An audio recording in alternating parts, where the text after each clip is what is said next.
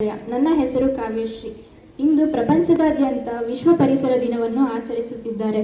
ಒಂದು ಸಣ್ಣ ಕಥೆಯನ್ನು ನಿಮ್ಮ ಮುಂದೆ ಹೇಳುವ ಮೂಲಕ ಪರಿಸರ ದಿನದ ಮಹತ್ವವನ್ನು ತಿಳಿಸಬಯಸುತ್ತೇನೆ. ಒಂದಾನೊಂದು ಕಾಲದಲ್ಲಿ ಒಂದು ಸಣ್ಣ ಬೋನಿಯಾ ಎಂಬ ಊರಿನಲ್ಲಿ ನೊಣಗಳು ಇದ್ದಕ್ಕಿದ್ದಂತೆ ಹೆಚ್ಚಾಗತೊಡಗಿದವು. ಇದರಿಂದ ಬೇಸತ್ತ ಜನಗಳು ಕೀಟನಾಶಕಗಳನ್ನು ಬಳಸಿದರು. ಒಂದೂ ಉಳಿಯದೆ ಎಲ್ಲ ನೊಣಗಳು ಸತ್ತು ಹೋದವು. ಹಲ್ಲಿಗಳಿಗೆ ಆಹಾರ ಸಿಗದೆ ಈ ಸತ್ತ ನೊಣಗಳನ್ನು ತಿನ್ನಲು ಶುರು ಮಾಡಿದವು. ಇದರ ಪರಿಣಾಮವಾಗಿ ಸತ್ತ ನೊಣಗಳ ದೇಹದಲ್ಲಿದ್ದ ಕೀಟನಾಶಕವು ಹಲ್ಲಿಯ ದೇಹ ಸೇರಿತು. ಇದರಿಂದಾಗಿ ಹಲ್ಲಿಗಳ ಚಲನವಲನಗಳು ಕಡಿಮೆಯಾಯಿತು. ಇದರ ಪರಿಣಾಮ ಬೆಕ್ಕುಗಳಿಗೆ ಹಲ್ಲಿಗಳ ಬೇಟೆ ಸುಲಭವಾಯಿತು.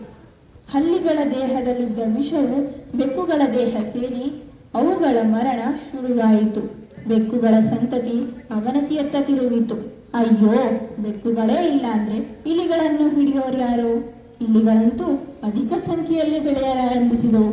ಇಲಿಗಳಿಂದ ಪ್ಲೇಗ್ ಎಂಬ ಕಾಯಿಲೆ ಮನುಷ್ಯರಿಗೆ ಹರಡಿ ಬಹಳ ಜನರು ಮರಣ ಹೊಂದಿದರು.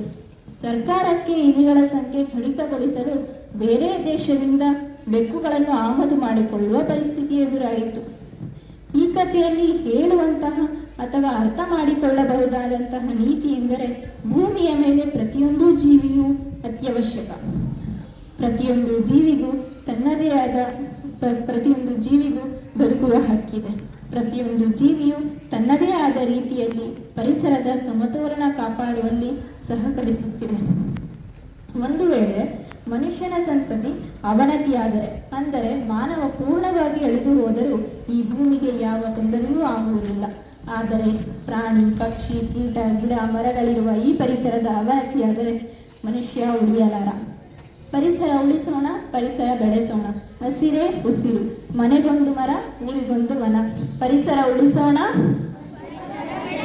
ಪರಿಸರ ಉಳಿಸೋಣ, ಪರಿಸರ ಉಳಿಸೋಣ.